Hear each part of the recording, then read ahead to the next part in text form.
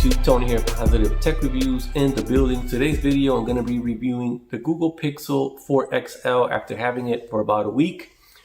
This is going to be the 128 gig, which is currently $9.99, and they do have a smaller capacity, which is a 64 gig, and that is starting at $8.99. So $1,000 for the Google Pixel 4 XL, the larger capacity. This year we do have this different color, which is the also orange, and then we do have a white, and then we do have a black. The black is actually a glossy finish, and the other two are like a matte finish. I kind of like the matte. So I like the build quality. I like the matte finish. The camera module, you can see on the bottom, it is matte all around the frame. We do have a button here, which is like a peach color. And speaking of peach, this is supposed to be the also orange, and it's actually a peach looking color.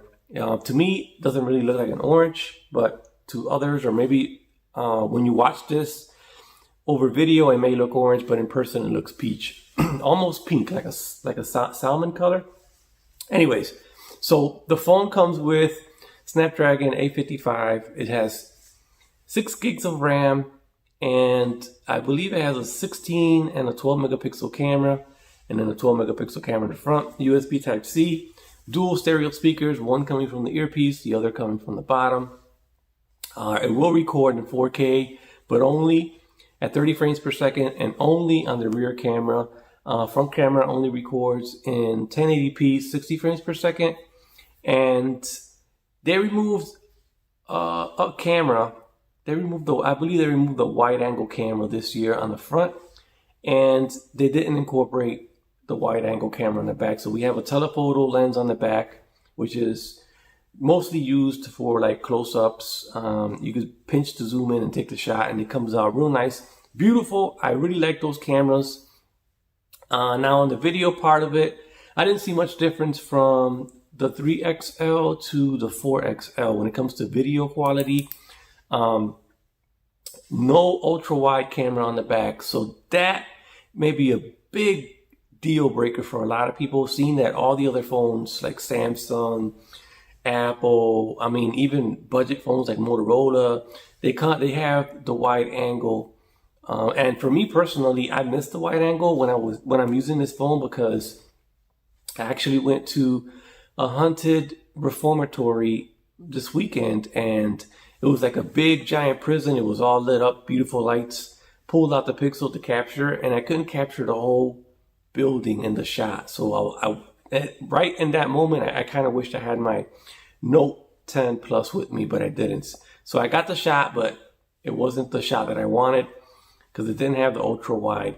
Another thing, this phone only has a 3700 milliamp battery, which may scare a lot of people into thinking that it won't last all day. But with me using it and my usage this whole week, I'm a little over a week of using this phone, but it handles and lasts all day. I've gotten as high as 8 hours of on-screen time and as low as 4 hours of on-screen time, depending on your usage.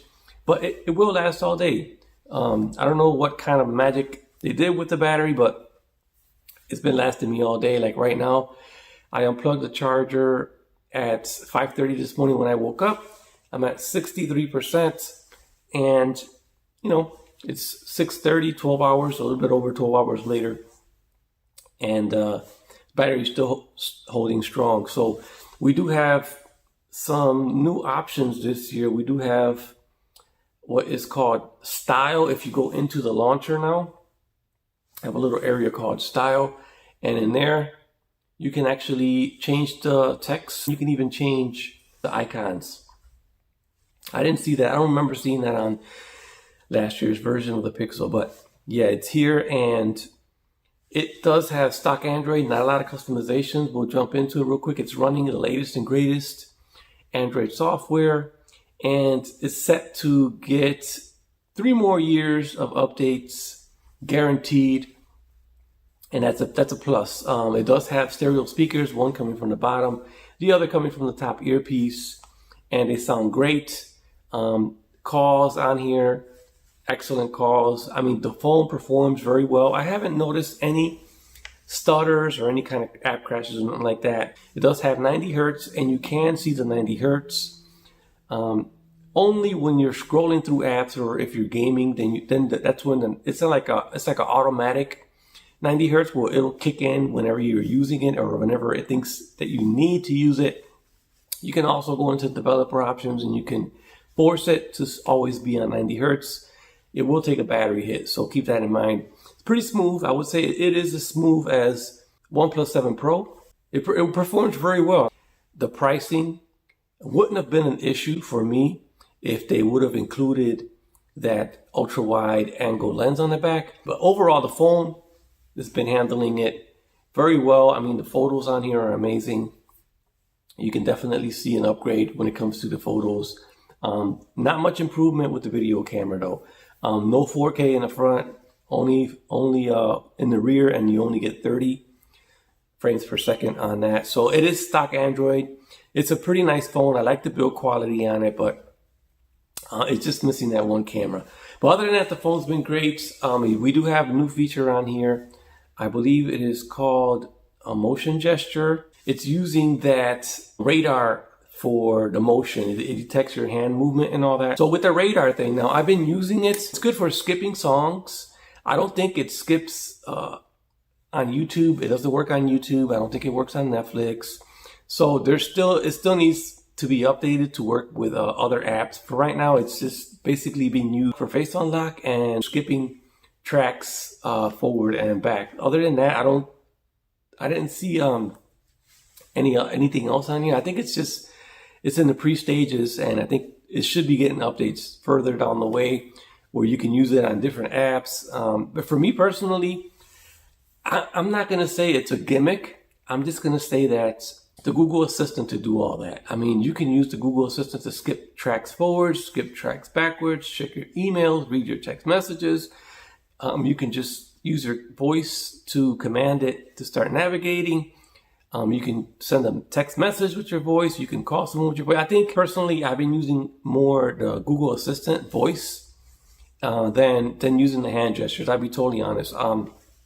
It's just too early for anything that I can use it for other than skipping music and stuff like that. It's still too early for what it can do. I mean, they had a video where this thing can detect your fingertips and you can do all kinds of crazy stuff with it. But what we got on here is basically used just to skip tracks forward and back, which, you know, I don't see a whole lot of people using it, but that's just me personally.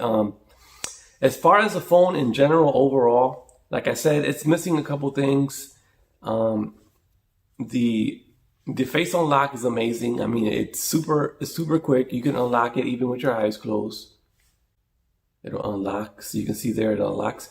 That is a security issue, and it's on the Samsung devices too. I mean, I didn't notice it until they got pointed out. The Samsung phone does the same thing, but there's a setting for it where you can activate it, and it'll only work if your eyes are open or if you're blinking.